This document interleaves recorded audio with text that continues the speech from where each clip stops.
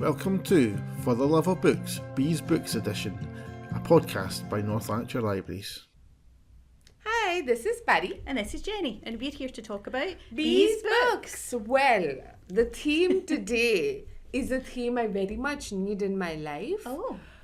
Middle ground. You sounded very puzzled Yes. there. It's because I feel like there are some days that I'm like super low energy and some days that I'm super high energy, and today I'm being torn between both. So you're in the middle of both? I want Torn. to be, but I'm like, I want to be at the calm center of the storm, but okay. currently I am the storm.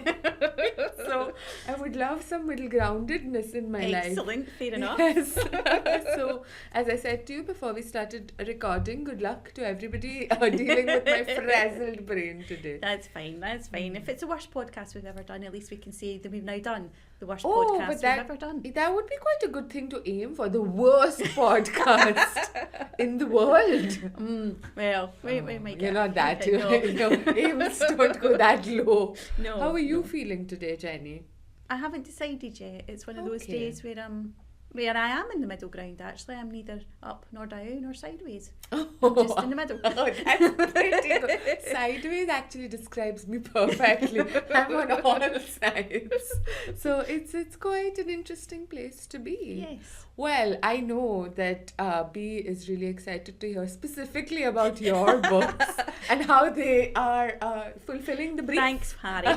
Because Pari already knows my books do not fill the brief in any way, shape or form, although I'm hoping as I'm talking about them, something will We'll pop find into out, my yeah. head. Yes.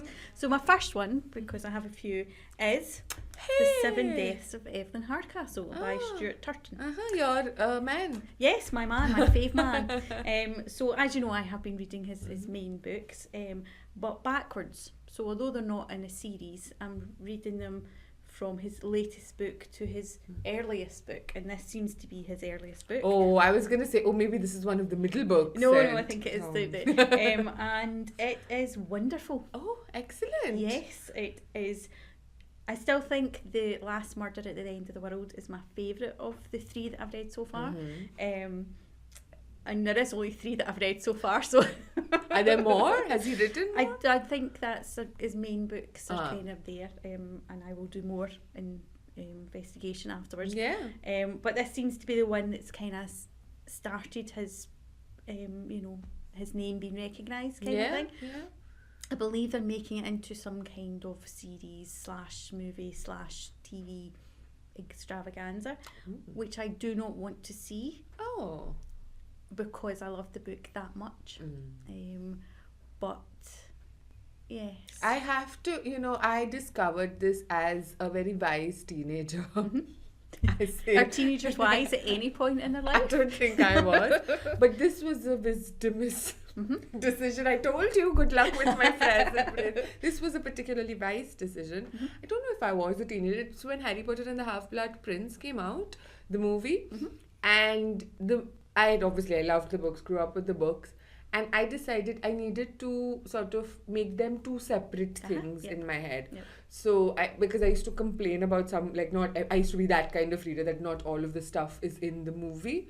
And then by the time the sixth movie came around, so the wisdom didn't come soon. It didn't come early. It took took a while. It took a while. But I was like, no, it's just, I love the book, but I'm going in with a clean slate. I know this world and this is just an adaptation. And I actually loved it because it was like this sort of weird tone because they kept changing the directors, right? In the movies, mostly. And in this one was like a rom-com-y tone, and there was much more, even though it was quite a dark book, but there was like a very sort of light-hearted touch in like or the characters were being silly, or, there were jump cuts that were really funny. And like, I loved it. Whereas there were some I know that who hate the movie because of the same thing. And I was like, no, I have two separate things, and it's led me on a pretty wise road. I can't think of any other word apart from wise, so I'm holding on to it for dear life. We'll stick with wise. But it does show you that different people's interpretations of things. So obviously the people who did the movies of Harry Potter or whatever take the book and they make it their own, if you know what I mean. And it's the same, I think, when you're reading a book, you're reading it and you make it your own. So for example, my Hermione will be completely different than your Hermione, which is completely different in the movies. And I think sometimes you do have to kind of separate it like that. So you were wise. Well, you are also going to be thrilled at what came to my head just as you were talking there. I feel like the filmmakers or the TV show makers of Evelyn Hardcastle are going to have to come to a middle ground, which is using the book stuff plus their own reading and audience expectations. Take a little bit of... So not everybody is going to be perfectly happy, but they're going to be happy enough. So it's a bit of give and take, and...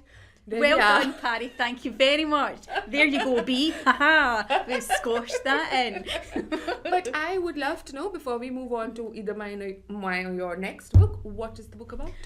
So, as you know, the last two books were completely different than each other. One's about a kind of haunted ship in the 1600s-ish, and the other one is set in the future where, you know, there's humans, but there's also weirdy things. This is completely different again. This is, so basically it begins with this man waking up in a forest and he screams somebody's name. And basically goes on that he doesn't know who he is, he doesn't know where he is, he doesn't know anything. So you're kind of put in this world with him, which is great because you're learning as he's learning. But it turns out, and I don't want to spoil it too much, but with the TV series or slash film slash whatever, the extravaganza. Yes. He is not the body that he wakes up in. Yes, puzzle look. And he gets a day basically in that body, and then the next day he wakes up as somebody else. Oh, that reminds me of like a Patrick Ness story. I think it was The Knife of Never Letting Go or something, but basically like wakes up in a different body every day, different like gender, race, class, whatever. Well, it's a bit like for older people out there, Quantum Leap, that used to be on the TV, that every episode he would wake up as somebody else. Oh, then there's a Netflix show, I'm sure, there is, as well, that I don't remember which what is not it the is. original, but... Oh no, not the of Quantum Leap. There's something like a sort of cyberpunky kind of thing that's... This is useless because I don't remember. But they have made another like follow-on to Quantum Leap as well. But yeah, so basically there's a murder and he has to solve this murder. Why? Well, you don't know, Harry. That's part of the story, and I'm not going to spoil it by telling you why.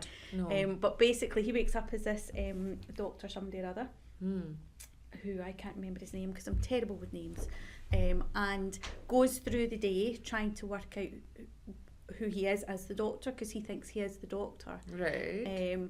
And then basically goes to sleep at night and then wakes up the next day, still thinks he's the doctor, and kind of realises he's not, he's in a different body because it's a different body, basically. So does he remember, so how does it work? Yes. Does he have, is the brain the same, or does he pick up on the different people's memories and skills? Yes, to all of that. Okay. Yes. So when he wakes up for the first time, when you meet him, he knows nothing, we know nothing, nothing is known.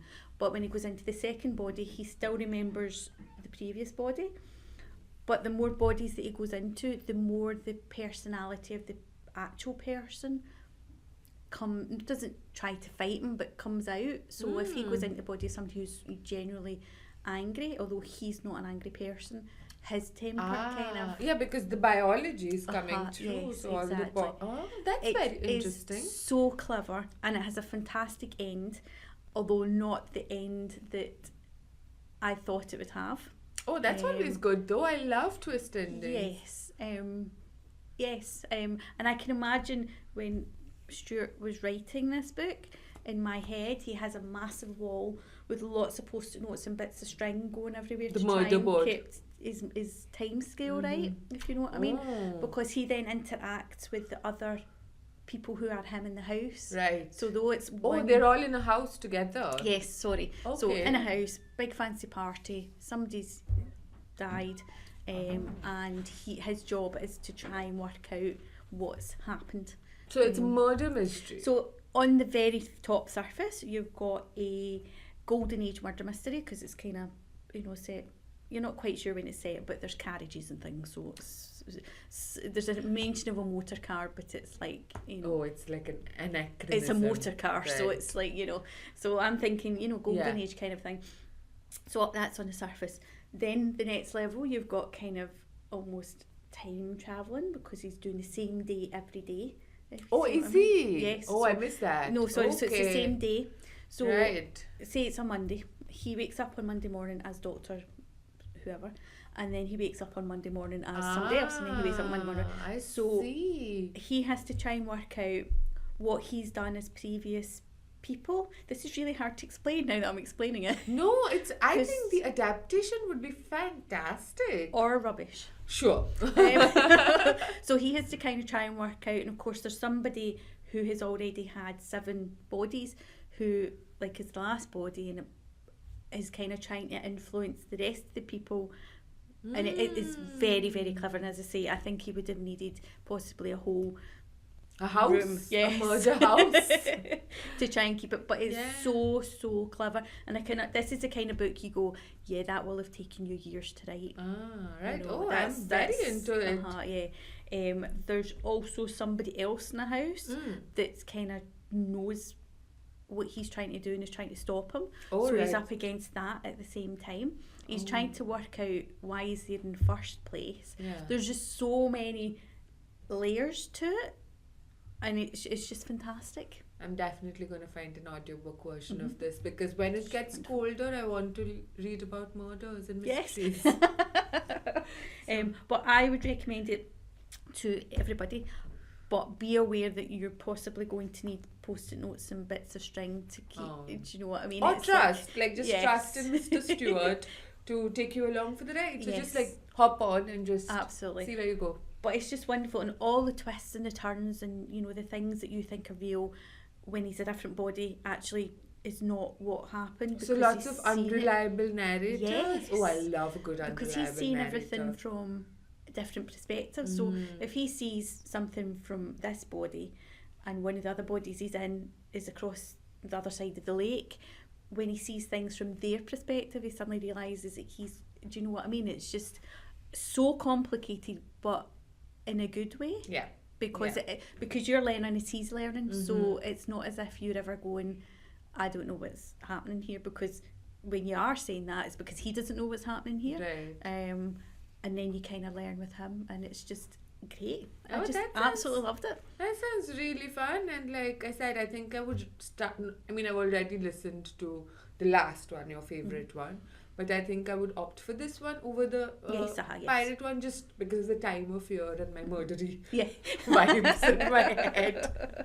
But yeah, so my book is actually completely different, but something that you will definitely appreciate. Does it fit into our theme? Well, you tell me. Oh. It's called, and you know this book already, it's Emily Wilde's Map of the Otherlands by Heather Fawcett, and it's the second book in the series of, I don't know how many books there are going to be, but you've spoken, I think, about the first book either on the podcast or to me, I don't remember now.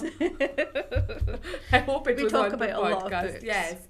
But so for those who don't know and who've never heard of this, it's the first book was basically, she's this academic, right? Her field is folklore, like fae and fairy tales and the sort of folklore of the world, and magic and stuff is very much a given in the world that she is in. She is in Cambridge, so she's a scholar. It's a very academic kind of mindset that she has. She's learning about the fae in a very academic way, but she's also sort of like an ethnographer, and she goes out into the field and does field studies. So in the first book, she'd gone to, I don't know what part of the world. I feel like it was Nordic, but I might be wrong. I felt it was Nordic. It was Nordic, yeah, like a Finland kind of thing. In this book, she heads to the Austrian Alps. So in the first book, she had their local fae to deal with, and that one was called, what was it? Encyclopedia of Fairies. So she was working on the book. So that's the sort of academic book that she's working on. She's trying to get all this folklore in elements and trying to learn. In this one, she's trying to map the fairyland. So that's her next project, her next book. But also her sort of companion is, what's his name? Bumblebee? Bee?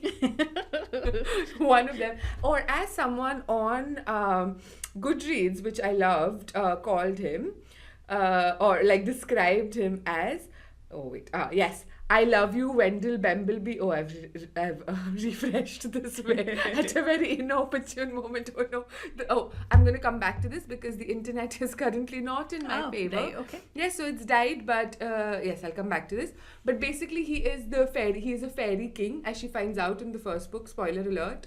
And he's also like hanging around, lounging about in Cambridge as a scholar. He's like pretending to be a scholar. He's very much, though, a kind of, I'm not really scholaring at all. No. I'm just looking the part. Yeah. Because he has like a goal in his agenda. head, which is he has been ousted by his mother or his stepmother or something in the fairyland, and he is supposed to be the rightful king. And this is from, I think, Irish, like the Irish fae. Yep. So he's been kicked out, and he is now trying to get into the scholarly world so that he can find a way back in, because he doesn't know how, like all his like his original world has like locked themselves against him.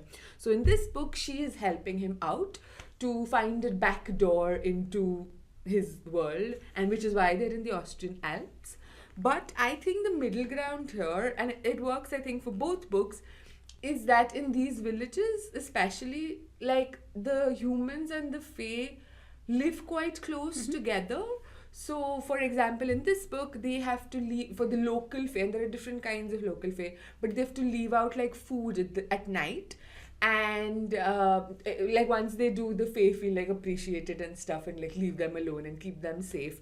In the first book, I think it was a different kind of relationship. It was more like fear, whereas in this, a lot of the villagers are descended from like half fae, sort of they have bloodline, so they have a more sort of friendly relation with them.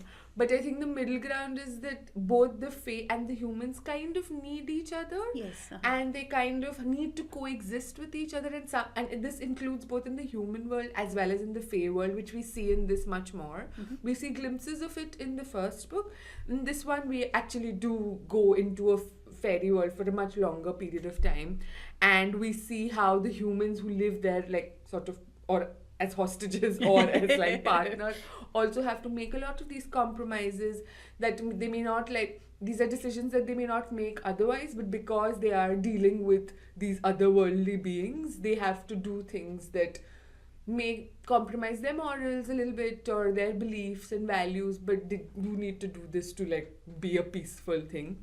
But I love this series because I think, someone called it cozy fantasy. I think that's perfect. That's another. So it's either murder or cozy fantasy winter time reading. And it's very much that. I don't think it's, like the plot is there, but it meanders. Yeah. Like even in the first book, the plot was not the main part. Even though there are a lot of elements. So in this book, there's like a sort of scholar who's gone missing like some 20-30 years ago, where they've gone, and they're following her research because they think that she'd found a way to get into the fairyland through this back door. So they're following her, and they're also like they're pretending that they've come to actually find her, but it is to find this fairy door. And there's like lots of these different elements like that. There's like a ghostly apparition that keeps coming, a man who keeps haunting Emily in random times, and she doesn't know who he is, but she has guesses, and we're always like one step behind Emily a little bit because she's really clever.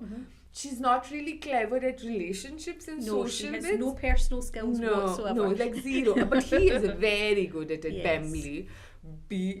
I don't. Wendell. I'm going to call him Wendell because I think that is his name. Yes. So it's not a name I've made up.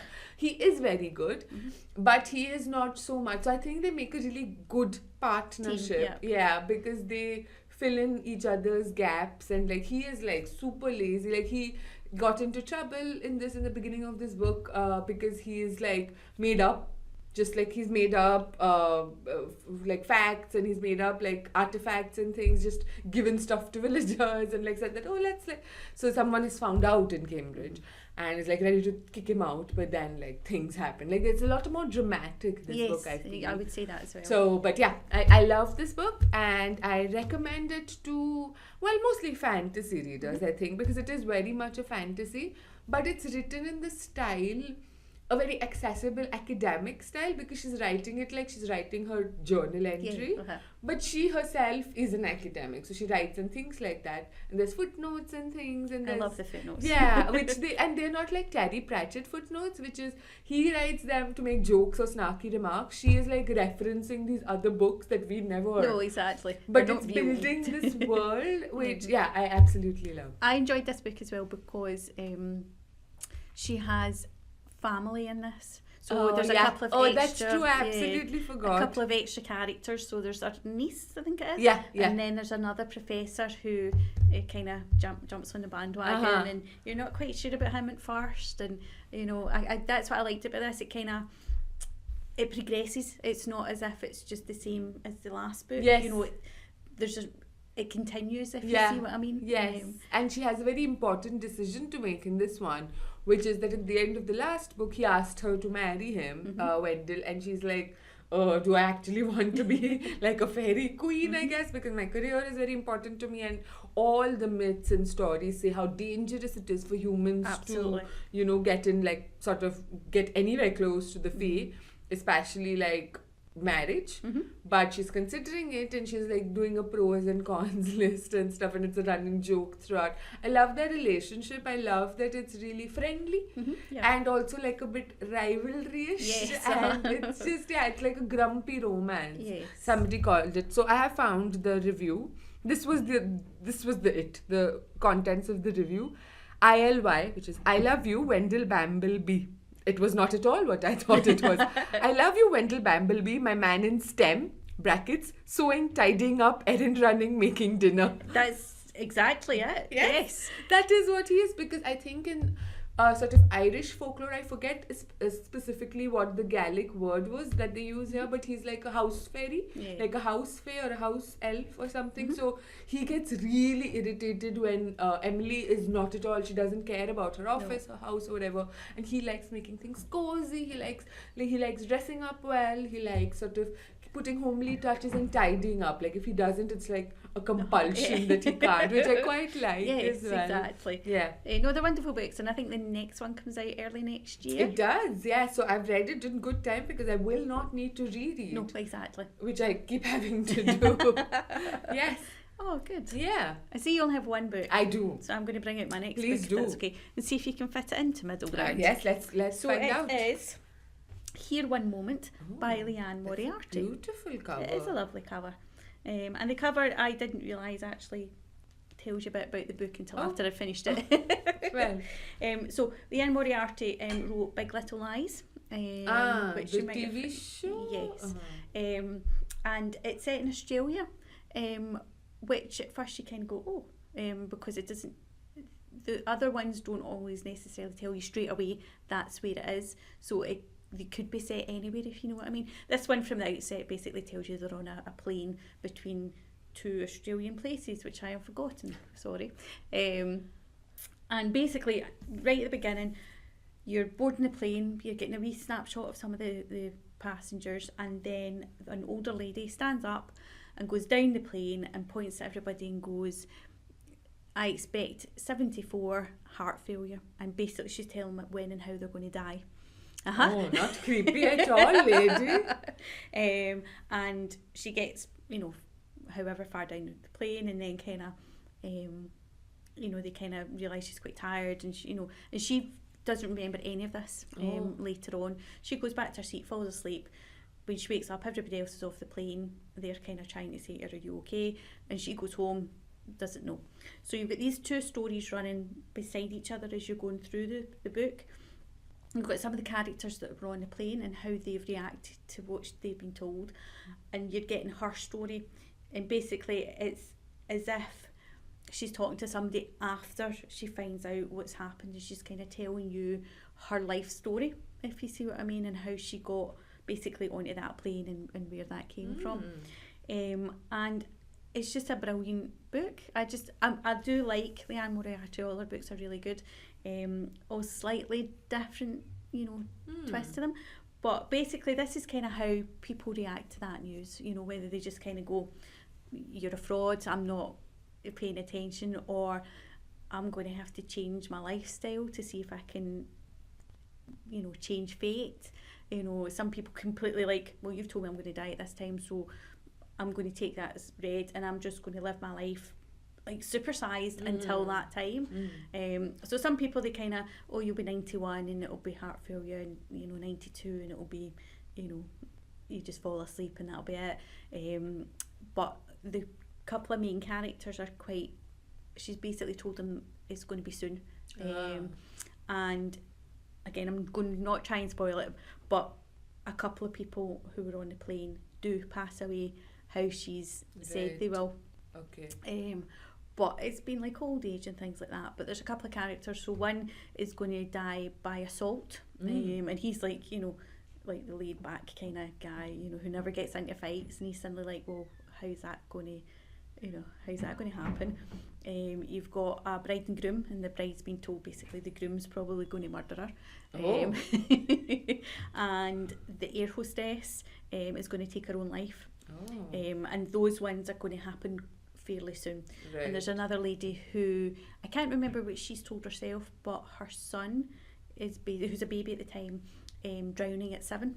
So obviously the mum is more interested in what's going to happen to him, enrolls him in like 400 swimming lessons a year and all this kind of stuff.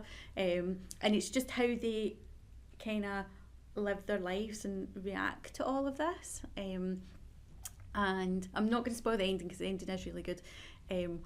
But I suppose you could stuff it into middle ground by saying that yes, some people, as I say, kind of were like totally on board with it. I'm going to do this. Some people are like trying to change the outcome, and then others are just kind of sitting going, what will be, that kind of a thing. But it's quite like a wee kind of snapshot of, if you did know, what would you change, what would you do differently? So I'm very curious about what genre you would class this as, because I don't know that I've got a vibe of what kind of book it is. Fiction. Oh, Just okay. fiction. So like I don't literary think fiction, is it more about like their feelings and motivations and things? No, I think it's just general fiction. I think it would appeal to lots of different people, if you know what I mean. There's kind of psychic side of it, because the older lady, who I've forgotten the name of as well, sorry, mum was a psychic. She kind of did readings and things for people, and as you're going along, you kind of learn that this character has kind of seen events that do eventually happen, but that's not what the story is about. Yeah, that's what I was just gonna say, that like in terms of the tone, what's the vibe that you got, that in that, like, is it that your personal reading experience, I guess, you're trying to figure out whether it's true or not, or is it like, or how it's going to happen? Like, I'm thinking of the bride and groom, or like, the person who kills herself. You're kind of sitting there going, is this going to pan out? Like, right. Because like eventually there's like a internety groupie kind of thing set up, and she gets called the Death Lady. After 3 deaths happen, right. how she foresaw them to happen, kind of a thing. So they're trying to track her down, find out, some people are going out and getting other readings to kind of counteract that reading, if you know what I mean. Yeah. They're going to their own, place or their own religion to find, a different answer to that. But it kind of, although there's things happening in the background, it's kind of these 4 main characters plus her as you're going through the book. And it's kind of interesting to see how they all differently react. That the one with the son is so interested in like trying to save her son that you realise her personality is quite OCD, and she's quite so she keeps going with the swimming lessons, and although I think he's 3 or something in the story, there's a few years to go, she's like totally obsessed with this now, up to a point where you think, are you doing more damage than you're good there? The bride and groom, the groom totally takes this on that he thinks he's going to, hurt her, that he kind of backs off and, is trying to do everything, and, she's like, it's probably not going to happen, but, it's that kind of thing, how the different people react, how the families react as well. So one man's told, who I've remembered might be called Leo, he's been told next year in a workplace accident. So when his wife finds out, she says, well, basically quit your job, we'll move somewhere else, you can take a year off, I'll earn some money, and then that's not going to happen. And it's like, he's like, I don't want to do that, but you learn that he's under quite a lot of pressure at work. He's got all these targets he has to hit, and it's just, I keep using this word, but really interesting, like working out if they were going to die, how they were going to die, because we kind of know how they're going to die. Yeah. But do we know how they're going to die? Yeah, because it might be like a twist on the actual thing, like, because this kind of sounds like that, like if it's given like so straight up. I mean, sure, like the people who die in their sleep and things, it's fine. But like, especially with these specific things and the way that people are responding to them would be like, there's lots of potential for, like how prophecies, when you're reading in mythology and stuff, it's all like, just like wishes and things, like genies. You always wish for something, or the monkey's paw, that short story. But it comes true, but in a very like sideways coming true, and it's not necessarily what you wanted, if it's like a good thing that you'd wished for, or if it's like in this death thing, maybe you do make peace with it or something. Well, there's there's three deaths. Two's an older couple, and at first you kind of think, well, they were quite old, so that's not surprising. But one of them is basically she'll die in a car accident, and she's out in the car with her friend who's filming it, going, oh, you're driving really slowly, and she's like, oh, I'm trying to be careful. And basically, because she's driving slowly and because she's being careful, is that caused the accident, or would it have happened? Do you know what I mean? Has she driven slowly to stop the accident happening, but that's caused the accident?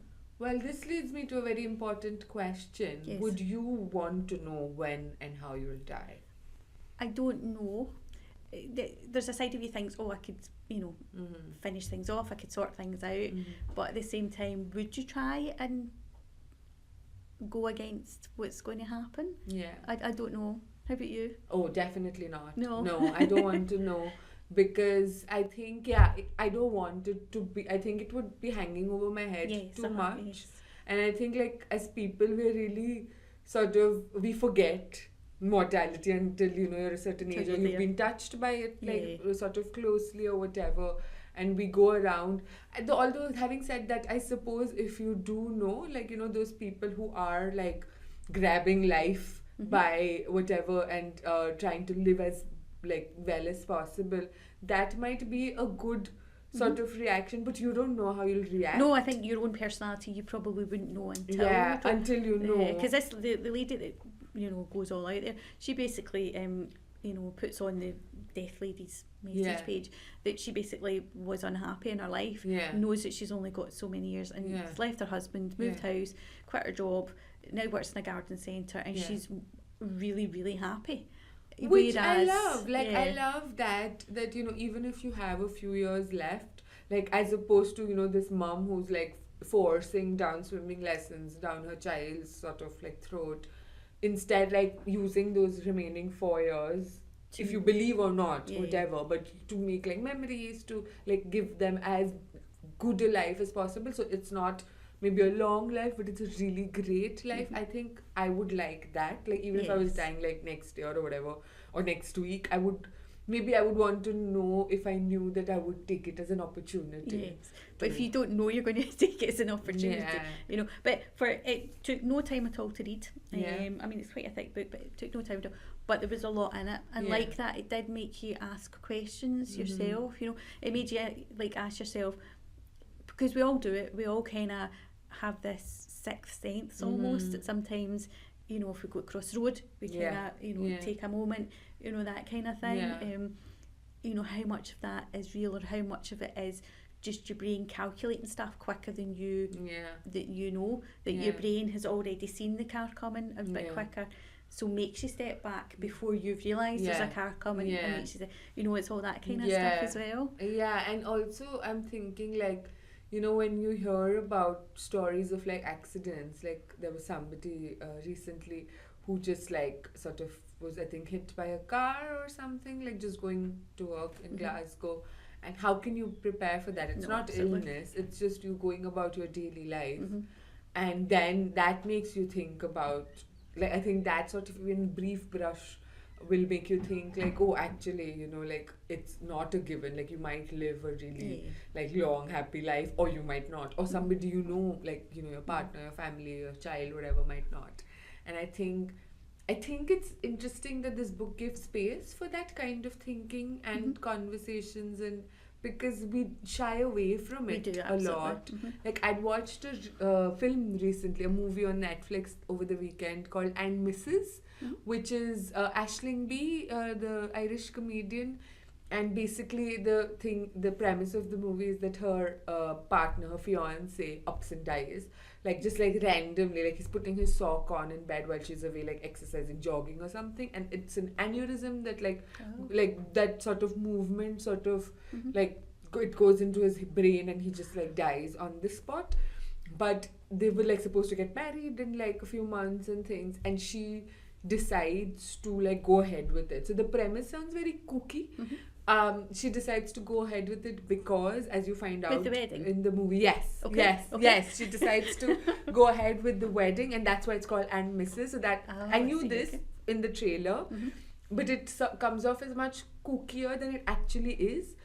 I mean, it's still kooky. It's still like a funny movie. They take it very like sort of like lightheartedly, but also it's this meditation on grief, really, because they had like issues where he was way more into the wedding than she was, because for her marriage was not this big thing, and you know, she was like, we might break up and stuff. So she had because of her, I guess, previous parents' relationships and things. So she had this specific idea, whereas he really wanted it. So this was her way of showing him, or like his, like, even though he's dead, that no, I did want to be, like, I'm trying, and like, so it was a way of her coping with grief, but the whole thing becomes about her trying and like finding laws and things to like make it happen. And in the end credit scene was when just I lost it, because all the cast and the crew and stuff, they all put like messages of people they've lost to grief. So, and they dedicated it to like different like parents or family or children and stuff. So it had their photo, their name, and the like year and of birth and death. And it was just beautiful. And like it was, I cried so much. But that was, you know, some of them were so young, and the movie itself was just about that. Like, and she found more relationships. She developed like a relationship with her sister, and sort of like it really got her thinking about her own life and her own like relationship with him, even though he's gone, and how you come to terms with that grief of like unexpected loss. So it was really beautiful. So I see that we've started talking about dead things now. We have, yes. It is winter. Which has gone off topic. I'm going to speak about my last book, if that's okay, which is going to be quite quick. Because I know you'll love it. It is Beanie the Banshee by... Banshee, yes, Banshee. Yes. By... Owen Colfer. Well done, thank you. Who wrote fantastically, which I'm reading at the moment, all the Artemis Fowl books and the Fowl twins. And it's illustrated beautifully by Steve McCarthy. Sorry, I don't have my glasses on. This is why I can't see things. And I'm just going to... Like, it is beautiful. Just beautiful. And basically it's about a banshee child, as it were, how they start off, and when they're young they're called banshees. And every banshee has a person that they basically haunt. Yes, but in a nice way. But the girl that she's supposed to be with, she doesn't connect with straight away because something happens. So she doesn't have the information that she needs to know when this girl, who I'm pretty sure is called Rose, apologies if she's not, what's going to happen to her, basically. But I'm not going to spoil it because I know that you will read this. But aren't banshees like death? Yes, so they're supposed to basically shadow the person, and just before they're going to die, do their wail thing, a big kind of so it was a great segue, death to banshees, to warn them that they're going to die, but because she doesn't know where her person is going to die, she tries to learn about her, and then becomes like almost friendly rather than scary, and it's a lovely story. But it kind of matches in with your story because he is Irish, and it's kind of Irishish, and it's kind of folklore-y kind of twist to it, if you Yeah. know what I mean. It kind Yeah. of brings in, and I'm not explaining this very well at all, sorry, because I'm trying not to spoil it for you.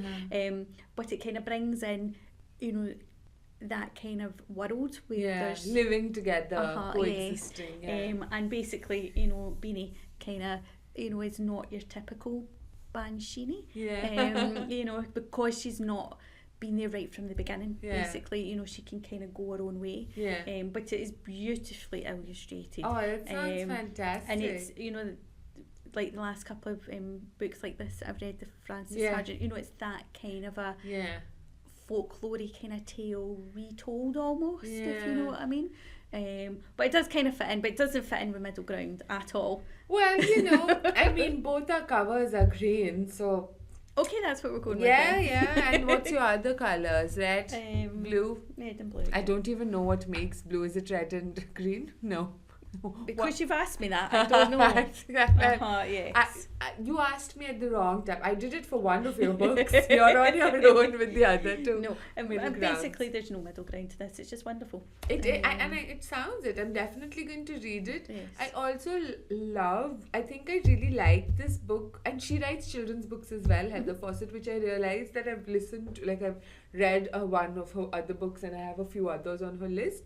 But I think it shows, because children's books, and I guess folklore in olden times, but not so much now, was much more open to this idea of enchantment of the world, like the world being a much more enchanting, much more mysterious, much more weirder place than like now, where you're, you know, not everything's explained, but you know, you think everything's there's explained. not as much magic.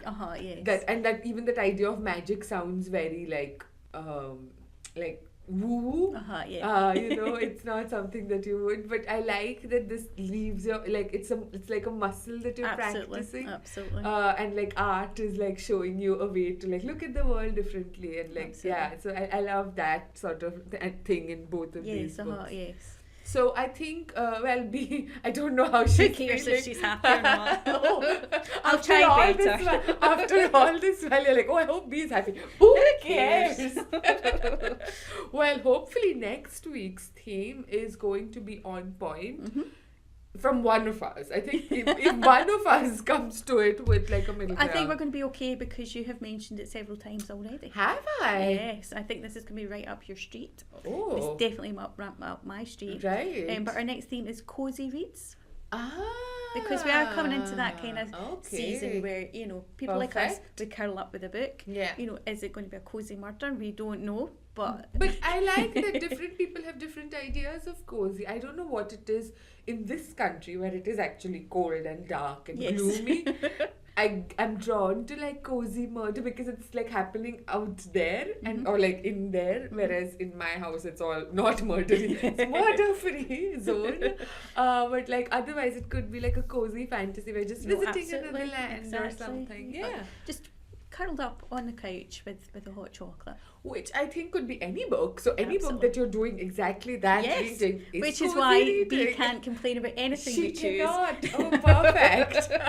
Well, thank you so much for listening, and thank you for your recommendations. Thank you. Yeah, and we'll see you again next time. Bye. Bye.